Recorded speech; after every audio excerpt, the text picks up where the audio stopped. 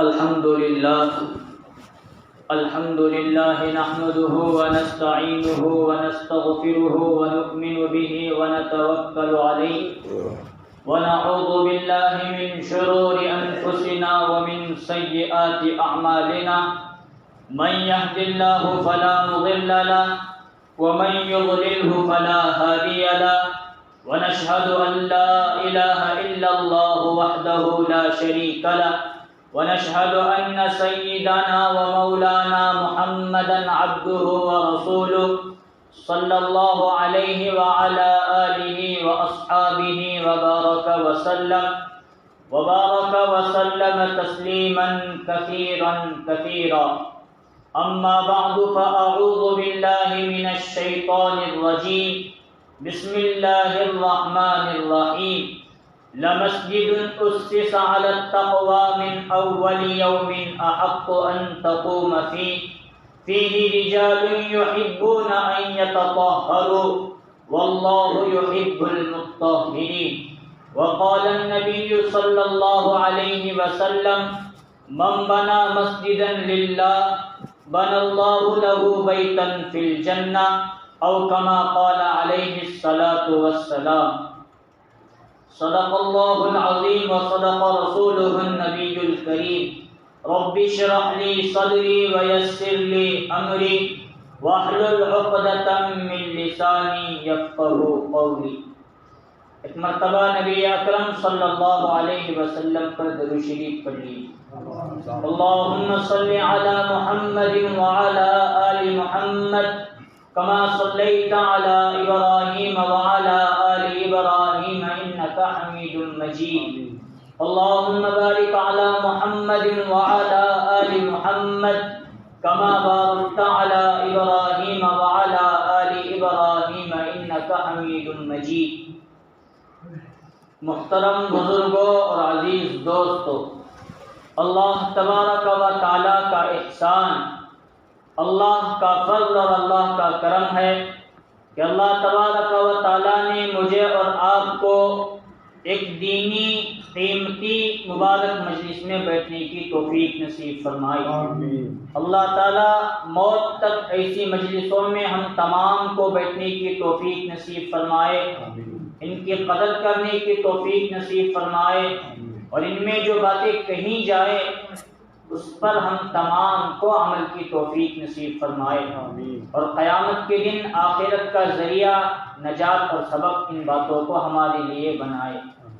بزرگوں، دوستوں اور پیاروں، چند جمعہ سے سفر کے مہینے کے تعلق سے نبی اکرم صلی اللہ علیہ وسلم کا ایک بہت قیمتی واقعہ، زندگی کا ایک بہت قیمتی سفر ہم بیان کر رہے ہیں. شاید اگر توجہ کے ساتھ سن رہے ہیں عمل کی نیت سے تو یاد ہوگا، اور اگر ایسے ہی سیر و تفریح کی نیت سے کچھ باتیں جمعہ میں کہی جاتی ہیں، ایک کان سے سنیں گے دوسرے کان سے چھوڑ دیں گے تو شاید سن بھی رہے ہیں اور مسجد سے باہر نکلنے کے بعد بھول بھی جا رہے ہیں. تو 2-3 جمعہ سے کس عنوان پر ہم بات کر رہے ہیں؟ ہجرت کے عنوان. اللہ جزائے خیر نصیب فرمائے.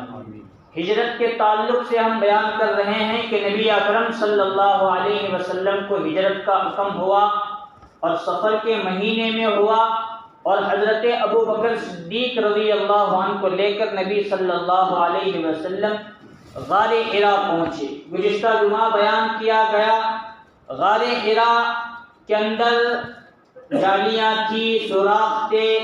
حضرت ابو بکر وہاں پہنچے، صاف صفائی کی اور سوراخوں کو بند کیا، اور رسول اللہ صلی اللہ علیہ وسلم کو اندر اپنے کندھوں پر بٹھا کر لائے. نبی صلی اللہ علیہ وسلم آخری نبی، امام الانبیاء والرسل اور صدیق اکبر کا مقام اور مرتبہ یہ امتی کی حیثیت سے، اس واقعے سے ایک بات سمجھ میں آتی ہے، اپنے نبی سے محبت اس امت کے لیے بہت اہم چیز ہے. رسول اللہ صلی اللہ علیہ وسلم نے ایک مرتبہ فرمایا حضرت عمر رضی اللہ عنہ سے، عمر مجھ سے تم کتنی محبت کرتے ہو؟ حضرت عمر فرمانے لگے اے اللہ کے رسول میں اپنی بیوی اور اپنے بچوں سے بھی زیادہ آپ سے محبت کرتا ہوں، لیکن حضرت عمر نے وہاں ایک لفظ استعمال نہیں کیا، اپنی جان سے بھی زیادہ محبت آپ سے، اپنی بیوی، اپنے بچے، اپنے خاندان، مال و جائیداد سے بھی زیادہ آپ سے محبت کرتا ہوں، لیکن اپنی جان، اپنی نفس کا تذکرہ نہیں کیا۔ حضرت عمر رضی اللہ عنہ سے حضور نے دریافت کیا کہ اپنی جان سے بھی زیادہ مجھ سے محبت نہیں کرتے؟ تھوڑی دیر حضرت عمر سوچے، مراقبہ کرنے کے بعد فرمانے لگے اے اللہ کے رسول میں اپنی جان سے بھی زیادہ آپ سے محبت کرتا ہوں۔ حضرت عمر رضی اللہ عنہ سے حضور نے فرمایا اے عمر سوچ سمجھ کر جواب دو، کیا جان سے بھی زیادہ محبت کرتے ہو؟ تو حضرت عمر نے جواب دیا ہاں میں سوچ سمجھ کر ہی جواب دے رہا ہوں، تمام کائنات میں سب سے زیادہ محبوب، میری جان سے بھی زیادہ پسند اور محبوب مجھے آپ کی ذات ہے۔ رسول اللہ صلی اللہ علیہ وسلم نے انہیں دعا دی۔ صحابہ کرام کے اندر اتنی محبت نبی صلی اللہ علیہ وسلم سے تھی، اس لیے ہر موقع پر قربانی دینے کے لیے تیار تھی، اور ہجرت کا واقعہ، ہجرت کا سفر ایسا سفر تھا، اس وقت نبی صلی اللہ علیہ وسلم کی جان بھی خطرے میں تھی، اور حضرت ابو بکر صدیق رضی اللہ عنہ کی جان بھی خطرے میں آئی نبی صلی اللہ علیہ وسلم کا ساتھ دینے کی وجہ سے۔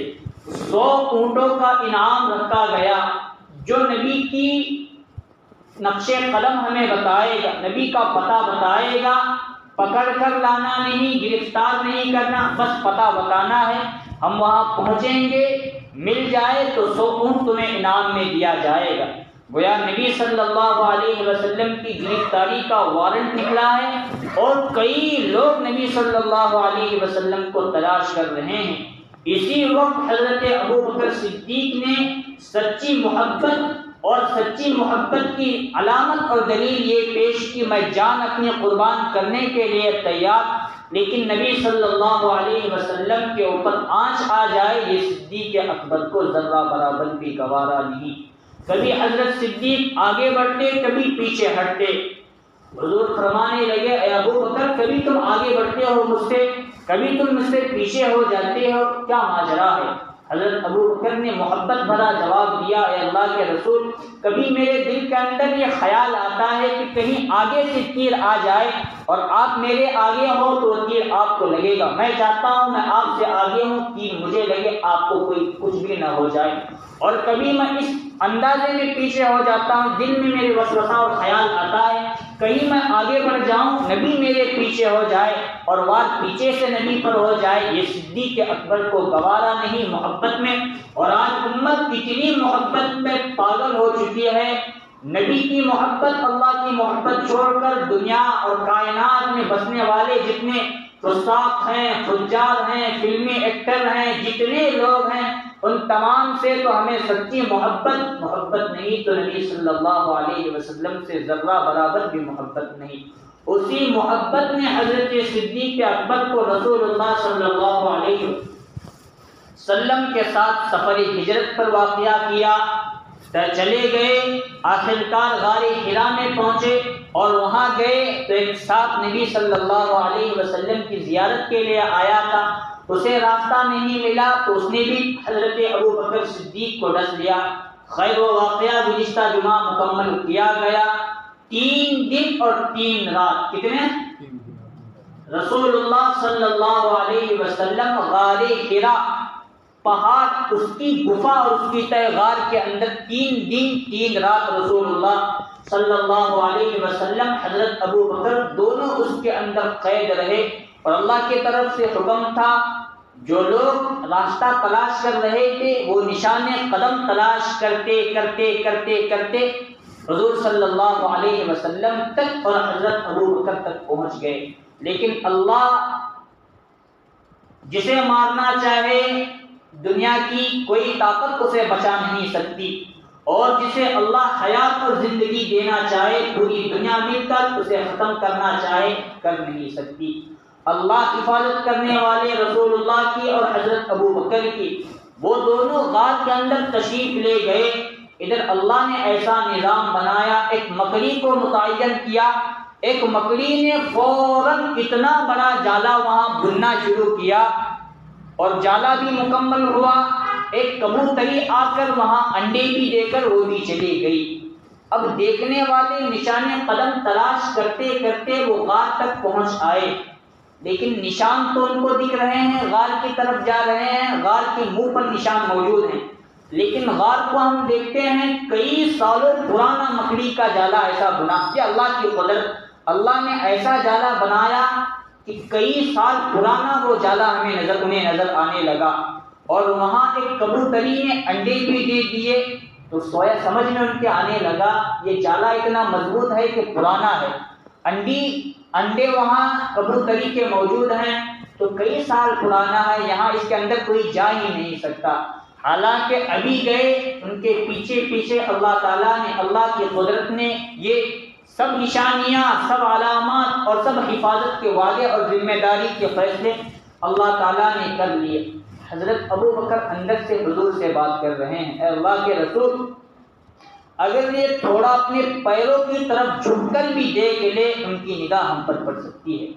اللہ نے فرمایا ابو بکر ان اللہ معنا، ہمارے ساتھ اللہ ہے، ڈرنے کی کوئی بات نہیں۔ غار کے منہ پر بیٹھ کر ان کے سردار عتبہ نے، شیبہ نے، کسی نے پیشاب بھی کیا، غار کی طرف جھانکنے کی بھی کوشش کی لیکن وہ جھانک نہ سکے۔ اللہ تعالیٰ نے ایسے ان کی حفاظت کی، وہ وہاں سے چلے گئے۔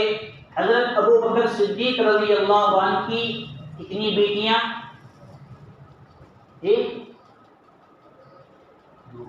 دو۔ حضرت عائشہ کون ہوتی ہیں؟ کن کی؟ حضور کی بیوی۔ بیٹی کن کی؟ حضرت ابو بکر صدیق رضی اللہ عنہ کی۔ اور ایک بیٹی ہے، کیا نام؟ حضرت اسماء۔ یہ چیزیں ہمیں یاد رکھ کر اپنی اولاد پہ نام لینے کی ضرورت ہے۔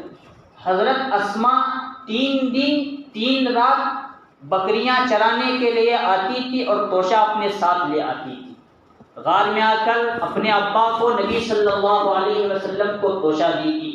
باپ بھی موجود، حضرت ابو بکر صدیق حضور کے ساتھ اپنی جان دینے کے لیے، یہاں ان کی اولاد اور خاندان بھی نبی صلی اللہ علیہ وسلم پر قربان ہونے کے لیے تیار۔ لوگ تلاش لے رہے ہیں، ڈھونڈ رہے ہیں حضور کو، اور یہاں یہ کھانا پہنچانے کا کام حضرت ابو بکر کی بیٹی حضرت اسماء رضی اللہ عنہا کر رہی ہیں۔ انہی برکت سے اللہ تعالیٰ نے حضرت ابو بکر کو اتنا مقام اور اتنا اونچا مقام و مرتبہ نصیب فرمایا کہ رسول اللہ صلی اللہ علیہ وسلم نے فرمایا میری امت میں سب سے بڑا میرے بعد مقام و مرتبہ میرے بعد صدیق اکبر رضی اللہ عنہ، تمام صحابہ میں سب سے پہلے خلیفہ ابو بکر صدیق رضی اللہ عنہ، تمام صحابہ میں سب سے اونچا مقام و مرتبہ صدیق اکبر حضرت ابو بکر صدیق رضی اللہ عنہ۔ 3 دن قیام فرمایا، 3 دن اور 3 راتیں قیام فرما کر رسول اللہ صلی اللہ علیہ وسلم تشریف لے گئے۔ جاتے جاتے ایک مقام پر پہنچے، وہاں ام معبد رضی اللہ عنہ، ایک بوڑھی عورت تنے تنہا اپنے شوہر کے ساتھ کچھ بکریوں کو لے کر اپنا خیمہ گاڑے ہوئے وہاں رہا کرتی تھی۔ بوڑھی عورت حضور صلی اللہ علیہ وسلم کا وہاں سے گزر ہوا تو حضور صلی اللہ علیہ وسلم کو کچھ کھانے اور پانی پینے کی ضرورت محسوس ہوئی، تو وہاں جا کر حضور صلی اللہ علیہ وسلم نے ان سے کچھ مطالبہ کیا کہ ہم مہمان ہیں، بکریوں کا دودھ ہمیں دھو کر دو، اس کی قیمت ہم آپ کو دیں گے، بکری ہمیں دو، ذبح کر کے ہم پکا کر کھا لیں گے، اس کی قیمت ہم ادا کریں گے۔ ام معبد رضی اللہ عنہا نے کہا جو تندرست بکریاں ہیں وہ میرے شوہر چرانے کے لیے گئے ہیں، وہ میں دے نہیں سکتی، نہ دودھ دے سکتی ہوں اور نہ بکری ذبح کرنے کے لیے دے سکتی ہوں، اور کھانے پینے کا سامان گھر میں بھی کچھ موجود نہیں ہے۔ رسول اللہ صلی اللہ علیہ وسلم کی نگاہ ایک کونے میں پڑی، ایک دبلی پتلی کمزور بیمار بکری بیٹھی ہوئی وہاں بیٹھی ہوئی۔ رسول اللہ صلی اللہ علیہ وسلم نے ام معبد رضی اللہ عنہا سے فرمایا یہ بکری موجود ہے، اسے ذبح تو نہیں کروں گا لیکن مجھے اجازت دو، اس کا دودھ نکال کر میں بھی پیوں گا، تمہیں بھی پینے دوں۔ وہ بوڑھی عورت ام معبد ہنسنے لگی بکری دیکھے تو دبلی پتلی ہے، دودھ دے نہیں سکتی، دودھ اس اعتبار سے بھی نہیں دے سکتی کہ کھانا پانی اس کے لیے نہیں تو اس کے تھنوں میں دودھ اتر نہیں سکتا، اور دوسری اس وجہ سے بھی نہیں دے سکتی کہ بکری ابھی اس نے بچہ نہیں جنا، بچہ جنے گی تو اس کے تھنوں میں دودھ آئے گا۔ حضور نے فرمایا مجھے بس تم اجازت دو، میں دودھ دھو دوں گا۔ ٹھیک ہے، آپ دودھ اس کا نکال سکتے ہیں، دھو سکتے ہیں۔ رسول اللہ صلی اللہ علیہ وسلم اپنا مبارک ہاتھ اس کے تھنوں پر لگایا، اس کے تھنوں کے اندر دودھ نکل آیا۔ ابھی وہ بکری دودھ دینے کے قابل نہیں، بچہ نہیں جنی، تھن بھی اسے اس کے دودھ دونے کی جگہ وہ بھی سیدھا نکل نہیں آئی، لیکن رسول اللہ صلی اللہ علیہ وسلم کی برکت اور حضور صلی اللہ علیہ وسلم کے ہاتھ مبارک کی برکت، جو بکری دودھ دینے کے قابل نہیں، تندرست نہیں، وہ بکری تندرست ہو کر رسول اللہ صلی اللہ علیہ وسلم کے سامنے کھڑی ہو گئی۔ حضور صلی اللہ علیہ وسلم نے اس کا دودھ اتنا نکالا کہ بڑا ڈول، بالیا سمجھو، گھڑے سمجھو، حضور صلی اللہ علیہ وسلم نے اتنا دودھ نکال کر خود بھی پیا اور گھر والوں کو بھی پینے دیا۔ اب متن یہاں ہمارے یہاں کچھ معلوم ہوگا، بکری کی ایک زندگی کتنی سالوں تک ہوتی ہے؟ جی کتنے؟ 4 5 7 8 10 سال میں پکڑو، اس کے اندر بکری بڈھی ہو جاتی ہے، سب سنتے ہیں، بعد میں وہ ذبح کرنے کے قابل یا پھر وہ اپنی موت مرنے لگ جاتی ہے۔ اس کے اوپر نبی کا ہاتھ گرا، 22 سال تک وہ دودھ بھی دیتی رہی اور تندرست بھی رہی۔ کتنے؟ 22 سال تک گڑ بھی نہیں بڑی، دوسرے جملے، اور 22 سال تک دودھ دیتی رہی۔ جو بکری آج کل مرنے والی سمجھ کر اسے کنارے میں بٹایا گیا تھا، وہ 22 سال تک زندہ رہی، دودھ دیتی رہی، گھر والے بھی دودھ پیتے رہے، دوسروں کو بھی دودھ پلواتے رہے۔ یہ رسول اللہ صلی اللہ علیہ وسلم کی برکت۔ آگے رسول اللہ صلی اللہ علیہ وسلم کا سفر شروع تھا، ابھی بہت سارے لوگ نبی صلی اللہ علیہ وسلم کی تلاش میں نکلے ہوئے تھے۔ سراقہ بن مالک رضی اللہ عنہ جو ابھی مسلمان نہیں ہوئے تھے، ان کے تک یہ بات پہنچی کہ 100 اونٹوں کا انعام رکھا گیا ہے، جو حضور کو پکڑ کر لائے یا ان کا پتہ دے۔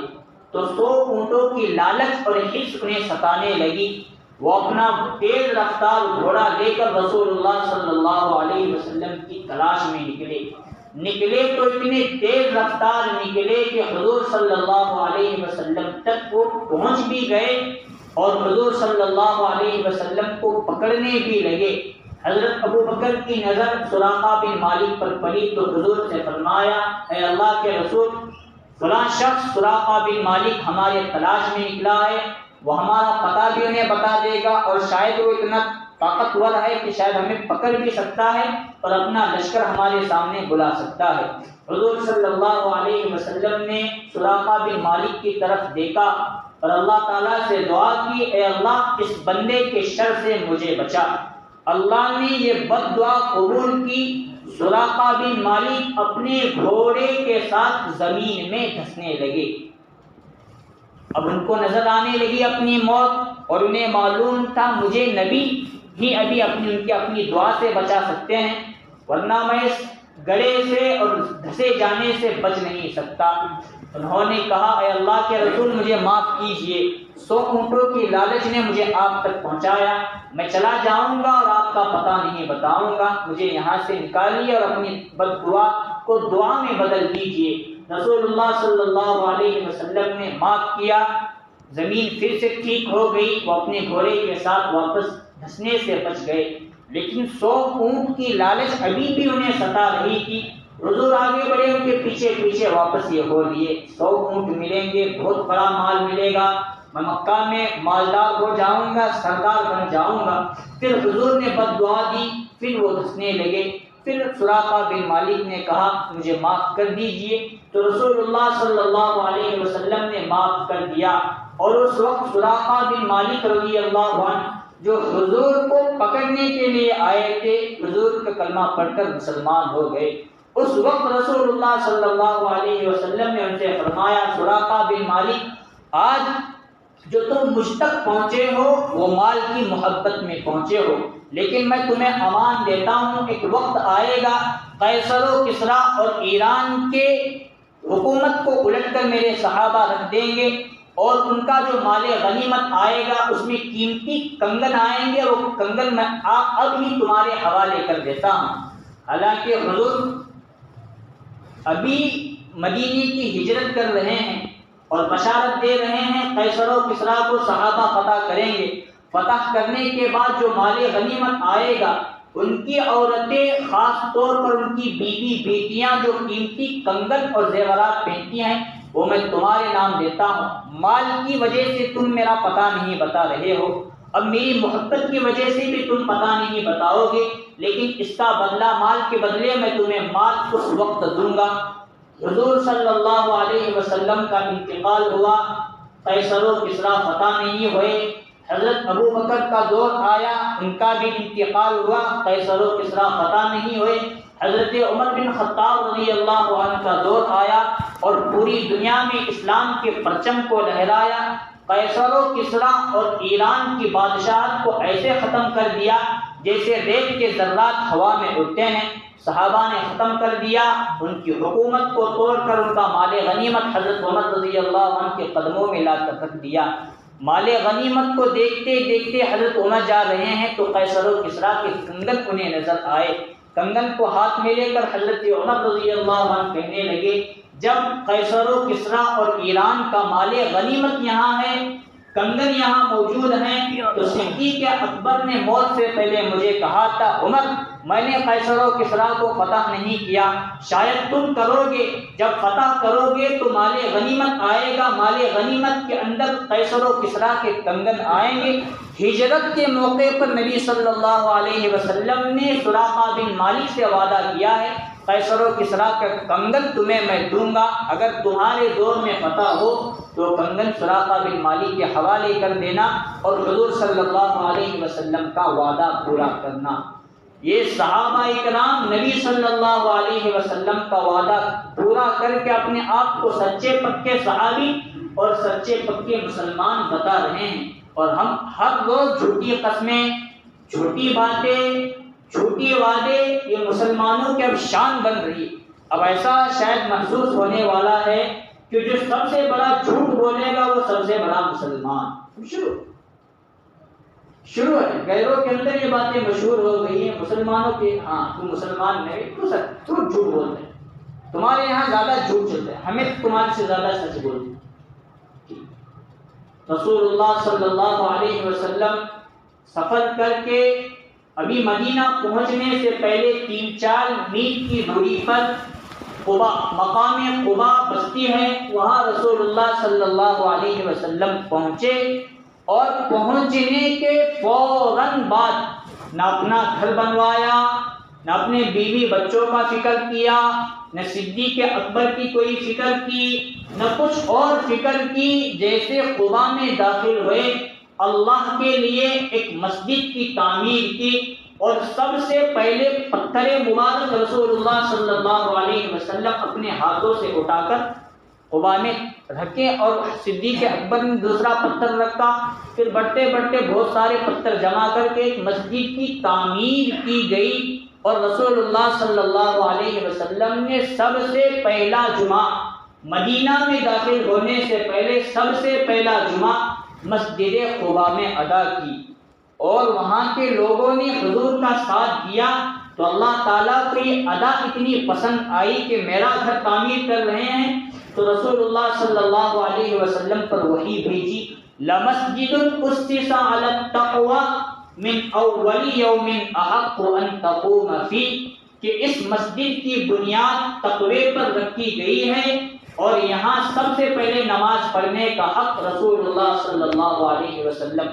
آگے اللہ نے ایک جملہ اختیار فرمایا، فِيهِ رِجَالٌ يُحِبُّونَ أَن يَتَطَهَّرُوا وَاللَّهُ يُحِبُّ الْمُطَّهِّرِينَ۔ قبا کی اس مسجد میں وہ لوگ آباد ہیں جو سب سے زیادہ پاکی اختیار کرتے ہیں۔ کیا؟ جب وہ آیت مکمل نازل ہوئی، آگے اللہ نے فرمایا واللہ یحب المطہرین، اور اللہ تعالیٰ پاک رہنے والوں کو، پاک بازوں کو بہت پسند فرماتے ہیں۔ تو حضور وہاں کے قبائل کے سردار کے پاس گئے، ان کو قرآن مجید کی آیت پڑھ کر سنائی۔ اللہ تم لوگوں کی تعریف اس کے اندر کر رہے ہیں، فیہ رجال یحبون ان یتطہروا، قبا میں وہ لوگ ہیں جو بہت پاکی اختیار کرتے ہیں۔ تو تم ظاہری اور باطنی پاکی کیا اختیار کرتی ہو؟ اس کا سوال حضور کو معلوم تھا ان کی کیا پاکی، لیکن حضور نے ان سے سوال کیا تمہاری وہ کیا پاکی ہے؟ تو انہوں نے جواب دیا جب بھی ہم پیشاب وغیرہ کرتے ہیں تو پانی سے پہلے ڈھیلا استعمال کرتے ہیں، اس کے بعد پانی استعمال کرتے ہیں۔ یہ پاکی ہم کرتے ہیں جس کی وجہ سے اللہ تعالیٰ نے ہمارا تذکرہ قرآن مجید میں فرمایا اور کہاں جوڑا؟ مسجد کے ساتھ۔ مسجد کا تعلق تقوی کے ساتھ، اور مسجد اور تقوی کا تعلق ان صحابہ کے ساتھ جو پاکی اختیار کرتے ہیں۔ اور ہمارے یہاں کیا ہو رہا ہے؟ مسجد میں آئے تو بھی کھڑے رہ کر پیشاب کرنے کا، گھر میں گئے تو بھی کھڑے رہ کر پیشاب کرنے کا، اور مسجد کے سامنے بھی تھوکنے کا، ہو سکے وہاں بھی پیشاب کی کہیں جگہ ملے تو کرنے کا، ادھر ادھر کبھی سفر وغیرہ ہوتا ہے تو جو مناسب جگہ نہیں رہتی وہاں بھی پیشاب کرنے کا، اس کے چھینٹے ہمارے اوپر اڑا لیں گے۔ کھڑے رہ کر پیشاب کرے تو اس کے چھینٹے خود پر اڑتے ہیں، اور بیٹھ کر بھی کبھی کبھار ایسا ہوتا ہے کہ پاکی ناپاکی کا خیال ابھی تو نہیں ہوتا۔ وہاں قبرستان میں بہت سارے لوگ آتے ہیں، اعلان بھی کرے اور نماز پڑھو، پاکی نہیں، کیا کون سی چھوٹی پاکی نہیں، وضو نہیں تو وضو خانے بنائیں کمیٹے والے، انتظار ہوتے، کون سی پاکی نے اس کا اشارہ کرنے میں، مطلب ہمیں پورے سر سے لے کر پیر تک ناپاک ہے۔ یہ مسلمانوں کی شان ہوگی، اور وہاں مسلمانوں کی شان یہ کہ اللہ نے پاکی کی برکت سے مسجد کے ساتھ تقوی کے ساتھ قرآن مجید میں جگہ نصیب فرمائی۔ ٹھیک ہے، بیان مکمل۔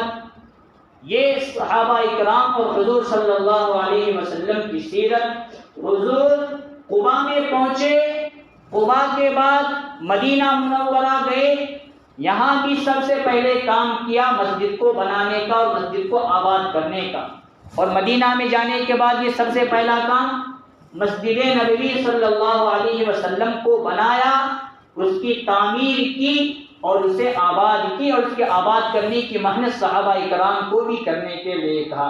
آج مسجد تو ہے، اب ہمیں سمجھتے ہیں صفائی کرنے والا بھی انہیں، اذان دینے والے بھی دوسرے، ہمیں آنے کا پڑکو جانے کا صفائی کا خیال نہیں، اپنے بدن کی صفائی کا خیال نہیں، مسجد کے آبادی کا خیال نہیں۔ مسجد میں کبھی گندگی ہو جائی ہے تو مؤذن صاحب اٹھانا، ابھی بھی ہمارے وہاں وہ چالو ہے، حالانکہ مؤذن صاحب نہیں، تذکرہ کیا ہوتا ہے، مؤذن صاحب کرنا، ہم ہی کی کرنا، وہاں حضور کر بھی رہے ہیں، صفائی بھی کر رہے ہیں، اور وہاں نماز بھی پڑھا رہے ہیں۔ اور آج ہماری شان و شوکت اتنی بڑی کالر ہمارا، مسجد کا کچرا میں کی اٹھانا، مسجد کی لائٹ چالو ہوتی تو میں کی بند کرنا، مسجد کے سامنے دھول وغیرہ پڑیا تو میں کائے کو صفائی کرنا، یہ سب چیزیں ہو گئی۔ اور ابھی بیت الخلاء کا مسئلہ اتنا اہم ہو گیا ہے، کون بھی آ رہے کون بھی جا رہے، اور وہاں گندا کر رہے بھی، کیا کمیٹی والے کو ایک بھنگی صاحب رکھنے آتا نہیں کیا صفائی کے واسطے؟ شروع ہے باتیں، اللہ کے آ رہی تو بابا تمہارا بھی حق بنتا ہے اس کی صفائی کرنا۔ سب سے پہلے مسجدوں کا بہت حق ہے۔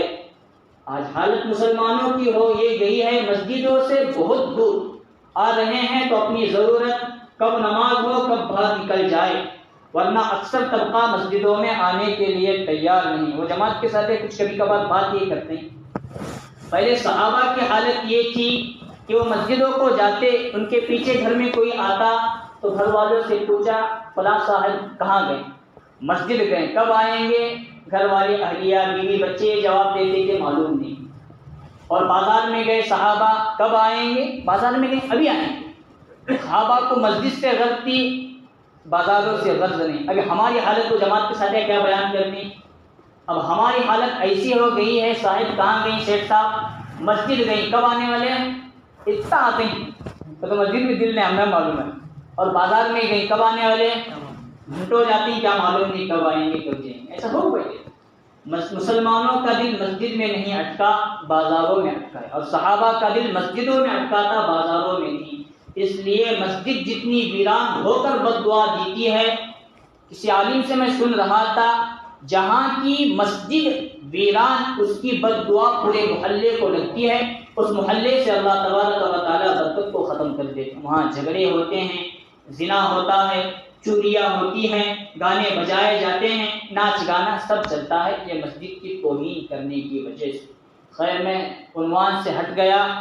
سفر ہجرت بیان کر رہا تھا. حضور مکہ سے نکل کر مدینہ منورہ پہنچے، ادھر اللہ کا گھر چھوڑا، ادھر قباء میں پہنچ کر مسجد کی تعمیر کی، آگے پہنچ کر مدینہ منورہ میں اپنی مسجد نبوی صلی اللہ علیہ وسلم تعمیر کی. اس کے بعد ایک یہ سمجھ میں آئی مسجدوں کا تعمیر کرنا، مسجدوں کو آباد کرنا اسلام میں، ایمان میں، قرآن میں، حدیث میں اللہ کے نزدیک، نبی کے نزدیک بہت بڑا اونچا مقام رہتا ہے. اس کو تعمیر بھی کرو، کہیں اگر تعمیری کام بھی چل رہا ہے تو وہاں بھی حصہ لگاؤ، ورنہ مسجدیں ویران ہیں اس کو آباد کرنے کی کوشش کرو. سب ساتھی فکر کریں گے. اللہ عمل کی توفیق نصیب فرمائے. کل سنیچر عصر سے لے کر عشاء تک چکوری میں جعفر شاہ مسجد وہاں جو رکھا گیا ہے، تمام ساتھی وہاں پہنچے. بیلگام سے حضرت مولانا بلال آ رہے ہیں، ان کی بیان ہوگا اور تشکیل بھی ہوگی. سب ساتھی وہاں بھی پہنچے. اتوار کے دن کا جو ملکوال میں اتوار کے دن جو ہے وہاں بھی پہنچے. اللہ تبارک و تعالیٰ ایسی دینی مجلسوں کی قدر کرنے کی ہمیں توفیق نصیب فرمائے. آمین. وآخر دعوانا الحمد للہ رب العالمین.